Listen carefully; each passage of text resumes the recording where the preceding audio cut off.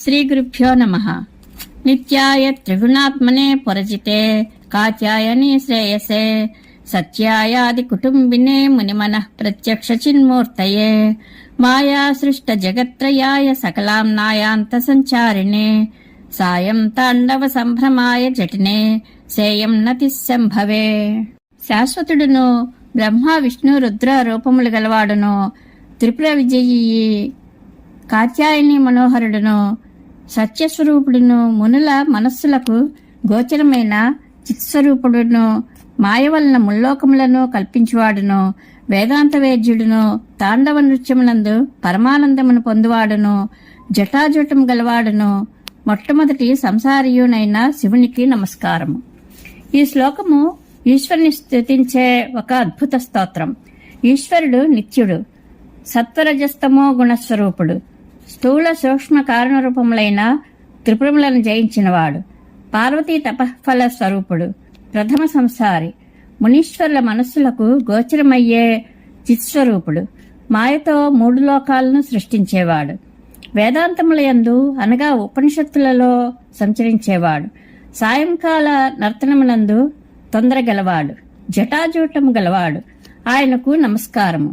నిత్యం స్వోదర పోషణాయ సకలానుద్దిశ్య విత్తాశయా వ్యర్థం పర్యటనం కరోమి భవతః సేవాం న జానే విభో మజ్జన్మాంతర పుణ్యపాక బలతస్త్వం సర్వాంతరస్థిష్ఠస్యేవ హితేన వా పస్పతే తే రక్షణీయోస్మ్యహం.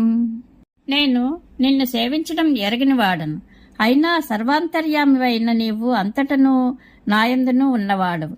అందువలన నేను నీకు రక్షింపదగినవాడనే అవుతున్నాను.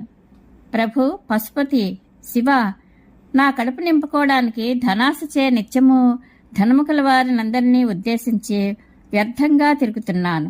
నీ సేవను కొంచెం కూడా ఎరుగను. కాని నా పూర్వజన్మ పుణ్య పరిపాక ఫలంచే సర్వాంతర్యామి అయిన నీవు అన్నింటి యందు ఉన్న విధంగానే నాయందు కూడా ఉన్నావు. అందుచే నీవు నన్ను ఉపేక్షించడానికి వీలు లేదు. నేను కూడా నీకు రక్షింపదగిన వాడను అవుతున్నాను. శంకరులు ఈశ్వరునితో తన్ను రక్షింపమని ఇలా చెప్పారు. ఈశ్వర, నీవు గొప్ప దేవుడివి. అంత గొప్పవాడివైన నిన్ను ఎలా సేవించాలో నాకు తెలియదు. కానీ నీకు నన్ను ఎలా రక్షించాలో తెలుసు. ఓ ప్రభు, ప్రతిరోజు ధనం మీద ఆశతో నేను ప్రతి వ్యక్తిని కడుపు నింపుకోవడం కోసం ఆశ్రయిస్తూ వ్యర్థంగా తిరుగుతున్నాను. ఈ పనిలో పడి నీ సేవ ఎలా చేయాలో మాత్రం తెలియకుండా పడి ఉన్నాను. కానీ నేను పూర్వజన్మలో చేసుకున్న పుణ్యం పండడం వలన కలిగిన బలంతో నిన్ను ప్రార్థిస్తున్నాను. నీవు పశుపతివి. నీవు చీమ నుండి బ్రహ్మ వరకు ఉన్న పాశబద్ధులైన జీవులనందరినీ రక్షించే ప్రభుడవు. నీవు శర్వుడవు, అనగా భక్తుల పాపములను ధ్వంసం చేస్తావు. అటువంటి నీవు అందరి లోపల అన్నమయ, ప్రాణమయ, మనోమయ, విజ్ఞానమయ, ఆనందమయ కోశాల సూక్ష్మ స్వరూపునిగా ఉన్నావు. అందువల్ల నేను నీకు రక్షణీయుడను. నేను నిన్ను పూజాదులు చేసి సేవ చేయకపోయినా నీకు నన్ను రక్షించవలసిన కర్తవ్యం ఉంది. ఎందుకంటే నీవు పశుపతివి, నీవు సర్వాంతర్యామివి. నేను పశువును, నీవు నాలోనూ ఉన్నావు. నా అంతరంగంలో ఉన్న నీవు పశువునైన నన్ను రక్షించకపోతే పశుపతి అన్న నీ బిరుదు అబద్ధం అవుతుంది. ఈ శ్లోకంలో వాడిన సంబోధనలన్నీ సార్థకములు. ఈశ్వర్ని విభో అని, శర్వ అని, పశుపతే అని ఈ శ్లోకంలో సంబోధించారు. విభో అంటే సర్వవ్యాపక అని అర్థము. ఈశ్వరుడు సర్వవ్యాపకుడైనందున తనలో కూడా ఉంటాడని అర్థము. పశుపతి అన్నందున పశువునైనా తనను రక్షించాలని అర్థము. శర్వ అంటే భక్తుల పాపమును ధ్వంసం చేయువాడా అని పిలుపు. తన పాపాలను సైతము మన్నించి రక్షింపమని ప్రార్థన. శంకరులు ధనాశతో అంతటా తిరుగుతున్నా అని చెప్పారు. ఆశాయాహ ఏ దాసాహ తే దాసాహ సర్వలోకస్య అని చెప్తారు.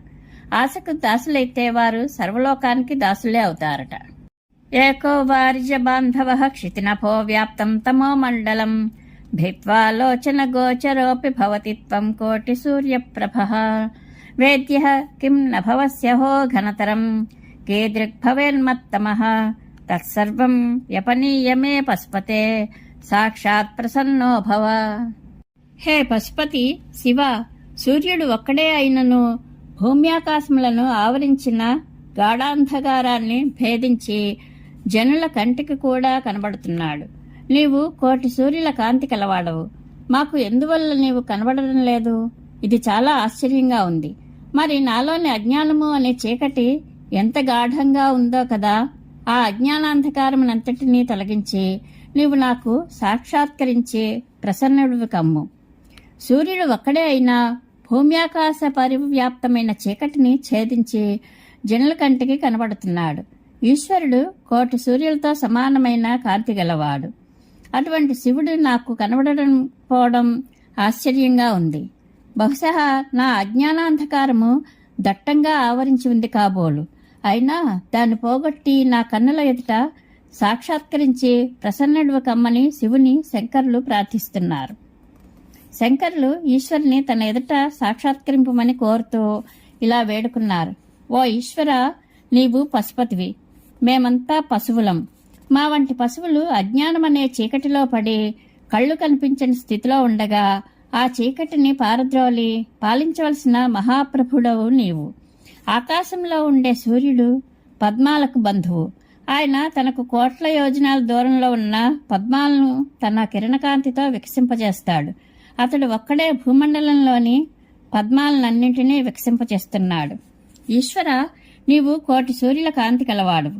నీ తేజస్సు ముందు 1,000,000 సూర్యులైనా వెలవెలపోతారు. సూర్యుడు ఒక్కడు తన తేజస్సుతో నింగికి నేలకు మధ్య ఉన్న చీకట్లను తుత్తునీయులుగా చేస్తున్నాడు. నీవు నాకు కనబడడం లేదు. ఆశ్చర్యంగా ఉంది. నా హృదయంలోని చీకటి బహుశా బాగా గాఢంగా ఉండి ఉంటుంది. నాలోని అజ్ఞానాంధకారాన్ని తొలగించడం నీ వల్ల కాదనుకుంటున్నావేమో. నీ దయలో ఒక్కపోవడం మాత్రం నా దురదృష్టం. నీవు నా యందు దయ ఉంచి నాకు సాక్షాత్కరించు. నా అజ్ఞానాంధకారాన్ని పటాపంచలు చెయ్యి ప్రభు. ఒక్క సూర్యుడే చేయగల పని 1,000,000 సూర్యుల కాంతి గల నీవు చేయలేకపోవు. దయతో నాకు సాక్షాత్కరించు. సామాన్యమైన చీకటిని సూర్యుడు తొలగిస్తాడు. మన హృదయాలలోని పెద్ద చీకటిని జ్ఞానసూర్యుడైన భగవంతుడే పోగొట్టగలడు. భగవంతుడు పరిశుద్ధమైన అంతఃకరణమునందు ప్రసన్నత గలవాడై విశేషమైన జ్ఞానరూపంగా ప్రతిబింబించి చీకటిని పారద్రోలుతాడు. తనలోని చీకటిని తొలగించి సాక్షాత్కరించి అనుగ్రహించమని శంకరులు శివుని కోరారు. హంసః పద్మవనం సమిచ్చతి యథా నీలాంబుదం చాతకః కోకః కోకనద ప్రియం ప్రతిదినం చంద్రం చకోరస్తథా చేతో వాంఛతి మామకం పశుపతే చిన్మార్గమృగ్యం విభో గౌరీనాథ భవత్పదాబ్జయుగళం కైవల్య సౌఖ్యప్రదం. పశుపతి ప్రభు, పార్వతీనాథ, శివ, హంస తామరకొలను, చాతక పక్షి వర్షాకాల మేఘాన్ని, చక్రవాకము సూర్యుల్ని, చకోరపక్షి చంద్రుణ్ణి నిత్యము కోరేటట్లు నా మనస్సు ఉపనిషత్తులచే తెలుసుకొనదగినట్టి కైవల్య సౌఖ్యాన్ని ఇచ్చే మీ పాదపద్మముల జంటను కోరుతోంది. పై ఉపమానములన్నీ కవి మనస్సునకు శివపాద పద్మములపై గల అత్యంత ప్రీతిని సూచిస్తున్నాయి. హంస, చేతకం, చక్రవాకం, చకోరం అనే ఈ 4 పక్షులు విచిత్రమైనవి. హంస మానస సరస్సులోనే నివసిస్తుంది. దానికి పాలను నీటిని వేరు చేసే శక్తి ఉంది. ఇక చేతక పక్షి మేఘం నుండి క్రింద పడుతున్న వర్షం నీటిని ఆ బిందువులు నేల మీద పడకుండానే ఆకాశంలోనే త్రాగుతుందట. ఆ పక్షి మరే ఆహారాన్ని ముట్టదట. చక్రవాక పక్షికి పగలు మాత్రమే కళ్ళు కనిపిస్తాయి. చకోరం చంద్రుని వెన్నెలలు మాత్రమే ఆహారంగా తింటుందట. ఈ విధంగా పై పక్షులన్నిటికీ వేర్వేరు నియమాలు ఉన్నాయి. వాటికి ఎంతో నియమము నిష్ఠ ఉన్నాయి.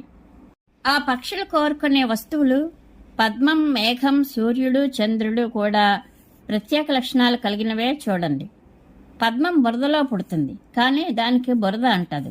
మేఘం ఉప్పు నీటిని గ్రహించి అమృత జలాన్ని ప్రాణులకు అందిస్తుంది. ఇక సూర్యుడు సమస్త ప్రాణికోటికి, పైర్లకు, పంటలకు జీవనాధారమైన ప్రత్యక్ష నారాయణుడు. చంద్రుడు షోడశ కళాప్రపూర్ణుడై ప్రాణికోటికి ఆహ్లాదాన్ని, చల్లదనాన్ని ఇస్తూ పంటలను పండిస్తున్నాడు. పైన చెప్పిన పక్షులు ఈ దైవ స్వరూపాలను అనన్యభావంతో కోరుకుంటున్న విధంగా శంకరుల హృదయం గౌరీనాథుడైన పరమశివుని పాదార విందాలను మాత్రమే కోరుతోంది. గౌరీనాథుడు అనడం వల్ల శంకరులు అమ్మలగన్న అమ్మ గౌరమ్మ పాదాలను కోరుకుంటున్నారని మనం గ్రహించాలి. ఈశ్వర పాదాలను ఆశ్రయిస్తే అవి కైవల్య సౌఖ్యాన్ని ప్రసాదిస్తాయి. అంటే నిర్గుణ పరబ్రహ్మ భావం అనే సౌఖ్యాన్ని ఇస్తాయి. భక్తులకు భగవంతునిపై వ్యసనము ఉండాలి. పైన చెప్పిన పక్షులు ఎంతగా అంటే పరమ ప్రేమతో పద్మవనము మొదలైన వాటినే కోరుకుంటాయో అంతే ప్రేమాదరాలతో మనం భగవంతుని పాదాలను అలా కోరుకోవాలి. అంతటి వ్యసనము, అంతటి గాఢ ప్రేమ ఉన్నవారికే భగవత్ప్రాప్తి, కైవల్య సుఖము లభిస్తాయని గ్రహించాలి. మనకు వ్యసనములు చాలానే ఉంటాయి. ముఖ్యంగా లౌకిక విషయాలపై, ఇంద్రియ విషయాలపై గట్టి వ్యసనమే మనకు ఉంది. దానిని భగవంతునిపైకి మళ్లించాలి. ఎప్పుడు మన దృష్టిని ప్రేమతో భగవత్పాదార విందాలపై పెట్టగలమో అప్పుడే మనకు ముక్తి లభిస్తుంది. అందుకే శంకరుల చేతహ అంటే చిత్తము అనగా మనస్సు, ఈశ్వర పాదయుగ్మాన్ని అంటే శివుని పాదాలను వాంఛతి అంటే కోరింది. రోధస్థోయ హృతశ్రమేణ పథికశ్చాయాంతరోర్వృష్టితో భేతస్వస్థ గృహం గృహస్థమతిథిర్దేనః ప్రభుం ధార్మికం దీపం సంతమసాకులశ్చ శిఖినం సీతావృతస్త్వం తథా చేతస్సర్వభయాపహం వ్రజసుఖం శంభోః పదాంభోరహం. ఓ మనసా, నీవు నీటిలో కొట్టుకుని పోవాడు తీరమును వలె, బాటసారి శ్రమచే చెట్టు నీడను వలె, వాన వలన భయపడేవాడు సుఖకరమైన ఇంటిని వలె, అతిథి గృహస్థుని వలె, ఆర్తుడైన దరిద్రుడు ధనిక ప్రభువును వలె, చీకటిచే ఆవరింపబడ్డవాడు దీపమును వలె, చలితో బాధపడుచువాడు అగ్నిని వలె, సర్వభయములను పోగొట్టునట్టియు సౌఖ్యకరమైనట్టియు శివుని పాదపద్మమును చేరుకో. తోయహృతుడు మొదలగు వారి లక్షణములన్నీ మనస్సులో వలె, తీరము మొదలైన వాటి లక్షణాలు అన్ని శంభుపాద పద్మంలో ఉన్నాయి. ఒక్కొక్క రకమైన కష్టం లేక ఇబ్బంది వస్తే దాని ఉపశమనం కోసం ఒక్కొక్కరిని ఆశ్రయిస్తాము. ఆ సమస్య పరిష్కరించడానికి ఆ వ్యక్తి లేక ఆ వస్తువే ఉపకరిస్తుంది.